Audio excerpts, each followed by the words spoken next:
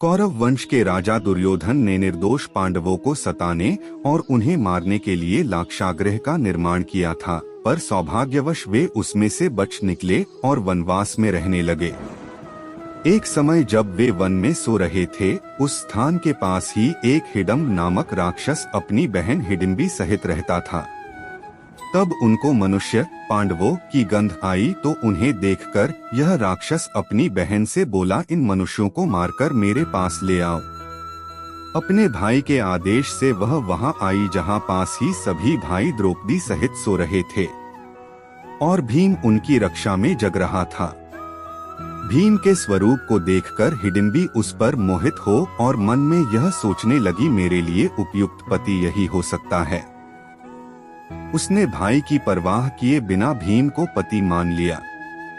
कुछ देर बाद हिडिंबी के वापस न लौटने पर हिडिंबासुर वहां आया और स्त्री के सुंदर भेष में अपनी बहन को भीम से बात करता देख क्रोधित हुआ।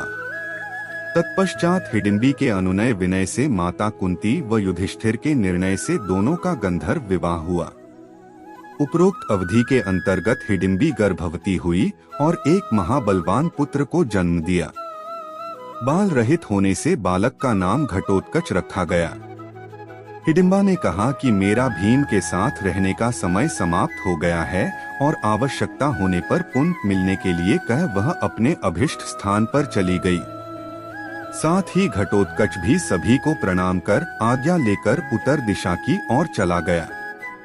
जल्द ही कृष्ण के कहने पर मणिपुर में मुर्दैत्य की लड़की कामकंटका से गंधर्व विवाह हुआ व कुछ समय व्यतीत होने के पश्चात उन्हें महान पराक्रमी पुत्र को जन्म दिया, जिसके शेर की भांति सुंदर केशों को देखकर उसका नाम बर्बरीक रखा। बल की प्राप्ति के लिए उसने देवियों की निरंतर आराधना कर तीनों लोकों में किसी में ऐसा दुर्लभ अतुलनीय बल का वरदान पाया। देवियों ने बर्बरीक को कुछ समय वहीं निवास करने के लिए कहा और कहा कि एक विजय नामक ब्राह्मण आएंगे, उनके संग में तुम्हारा और अधिक कल्याण होगा। आज्ञानुसार बर्बरीक वहां रहने लगा। तब मगध देश के विजय नामक ब्राह्मण वहां आए और 7 शिवलिंगों की पूजा की, साथ ही विद्या की सफलता के लिए देवियों की पूजा की। ब्राह्मण को स्वप्न में आकर कहा कि सिद्ध माता के सामने आंगन में साधना करो, बर्बरीक तुम्हारी सहायता करेगा। ब्राह्मण के आदेश से बर्बरीक ने साधना में विघ्न डालने वाले सभी राक्षसों को यमलोक भेज दिया। उन असुरों को मारने पर नागों के राजा वांसुकी वहां आए और बर्बरीक को दान मांगने के लिए कहा।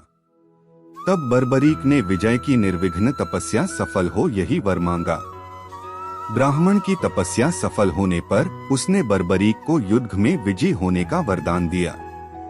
तत्पश्चात विजय को देवताओं ने सिद्धश्चर्य प्रदान किया, तब से उनका नाम सिद्धसेन हो गया।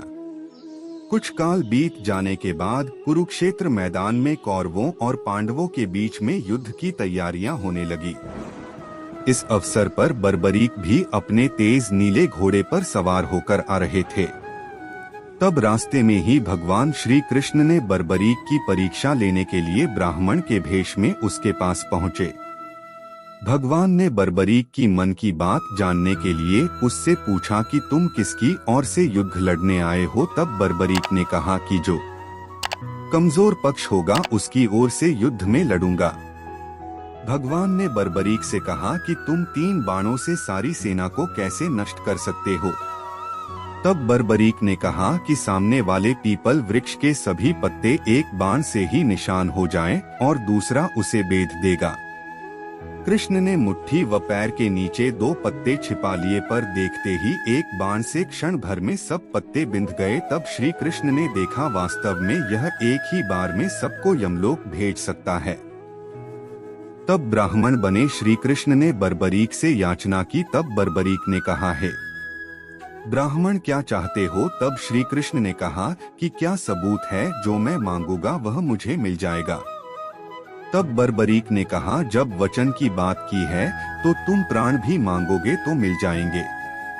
तो ब्राह्मण के भेष में नटवर बोले, मुझे तुम्हारा शीश का दान चाहिए।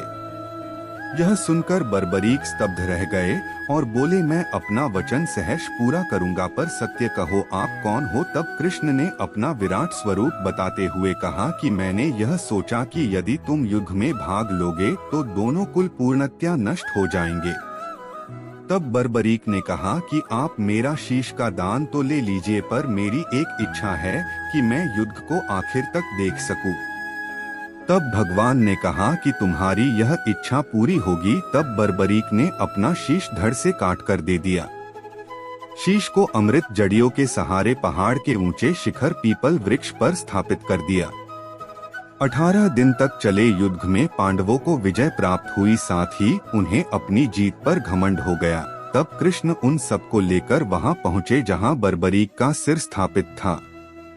बर्बरीक के सामने पांडव अपनी अपनी वीरता का बखान करने लग गए।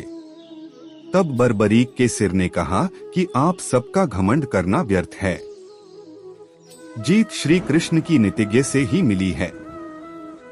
मुझे तो इस युद्ध में श्री कृष्ण का सुदर्शन चक्र ही चलता नजर आया था। इसके बाद बर्बरीक चुप हो गए और आकाश से फूलों की वर्षा होने लगी। तब भगवान कृष्ण ने प्रसन्न होकर बर्बरीक को वरदान दिया कि कलयुग में मेरे श्याम नाम से पूजे जाओगे और तुम्हारे सुमरण से सभी मनोरथ पूर्ण होंगे।